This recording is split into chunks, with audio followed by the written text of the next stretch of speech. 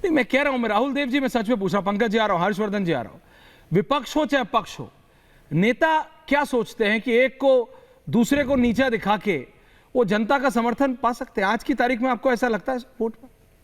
राहुल जी, मेरे को बिल्कुल नहीं लगता, मेरे को लगता है बिल्कुल वेस्ट है। नेता नहीं लगता, इसका कोई फायदा किसी को नहीं मिलता। सिर्फ कुछ नेताओं को ये लगता है कि बहुत ज्यादा अपनी वो शाब्दिक बहादुरी दिखा के लोगों के सामने अपने को बहादुर और वीर सिद्ध करते हैं। मैं नहीं समझता कि कोई भी सभ्य समाज उसको पसंद करता है, इससे प्रभावित होकर वोट देता है किसी को, या किसी के खिलाफ वोट देता है। लेकिन भीतर जो है, जो भाव मन में है, वो जब व्यक्त होते हैं तो कई बार भाषा की लगाम छूट जाती है और बड़ों के मुंह से छूटती है।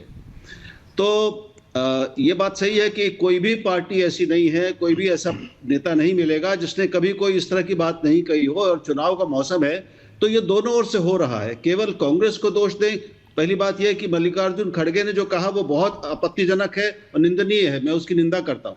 उनसे बिल्कुल अपेक्षित नहीं है, वो एक कांग्रेस के अध्यक्ष हैं, वो कोई छोटे मोटे जिले के नेता नहीं है। लेकिन दूसरी तरफ भी बातें इस तरह की गई हैं। सुधांशु जी को सुनने का मजा यह है कि आप उनसे राजनीतिक तर्क के साथ साथ साहित्य का भी आनंद ले लेते हैं, इसलिए बहुत मजा आता है उनको सुनने में। तो लेकिन वो अपनी पार्टी के प्रवक्ता हैं, इसलिए जाहिर है कि उनको अपनी हर बात का बचाव करना है। लेकिन मुझे ये दुख है इस बात का कि आदरणीय प्रधानमंत्री जी भी जब मूर्खों का सरदार जैसी भाषा बोलते हैं, उन्होंने किसी अमूर्त, किसी विदेश के किसी व्यक्ति के लिए तो कहा नहीं, एक व्यक्ति के लिए कहा, नाम नहीं लिया। इससे कुछ सबको पता है कि किसके लिए कहा। तो ये कोई एक हम अदालत में खड़े होकर बचाव नहीं कर रहे हैं, ये जनता की अदालत है और जनता समझती है। इसी तरह अभी मैं ये कहना चाहता हूं कि मैं बहुत दुखी और अब तक चकित हूं कि प्रधानमंत्री जी ने ये कहा कि ऐसे वोट डालो जैसे उनको फांसी दे रहे हो विपक्ष को। ये इतनी भयानक भाषा और विचार है, ये किसी भी लोकतंत्र में किसी की भी नेता को शोभा नहीं देती। ऐसे नहीं होना चाहिए। मैं खड़गा जी के बयान की निंदा करते हुए ये कह रहा हूं, तो गलतियां दोनों ओर से हो रही हैं। भाषा का उल्लंघन, हमारे भाषा की मर्यादा का उल्लंघन दोनों ओर से हो रहा है और सब तरफ से हो रहा है, तो हमें सबकी बराबर निंदा करनी चाहिए। सुधांशु जी, क्विक रिस्पॉन्स और उसके बाद आ रहा हूं संजीव झा जी, आ रहा हूं। सुधांशु जी। देखिए, जो राहुल जी ने बात कही, मैं भी ये बात कहता हूं कि मैंने तो बात कही कि सब दलों का दायित्व है, जो बड़ा दल है उसका दायित्व बड़ा है। हम बड़े दल हैं, हमारा दायित्व बड़ा, हमें मानते हैं। मगर जैसे अभी मूर्खों के सरदार की बात आई, मैं सिर्फ 2 उदाहरण दूंगा, बिल्कुल तथ्यात्मक, वो भी फ्लोर ऑफ द हाउस के। अब देश की विवेकपूर्ण जनता तय करे कि ये बुद्धिमत्ता थी या मूर्खता। राहुल गांधी जी खड़े होकर बोलते हैं कि मैं तो शैटर्ड हो जाता हूं जब मैं देखता हूं कि सेक्रेटरी गवर्नमेंट ऑफ इंडिया जो सरकार चला रहे हैं। पहला लोकतंत्र में कोई व्यक्ति ये कहे कि सेक्रेटरी सरकार चला रहे हैं।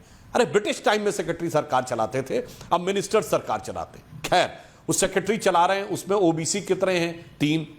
अरे भाई, वो भूल जाते हैं कि जो व्यक्ति प्रधानमंत्री बनने का दावा भरता हो, ख्वाब होता हो, उसे ये नहीं पता कि सेक्रेटरी भारत सरकार बनता कैसे। एक निश्चित समय के बाद प्रमोशन होते होते बनता है।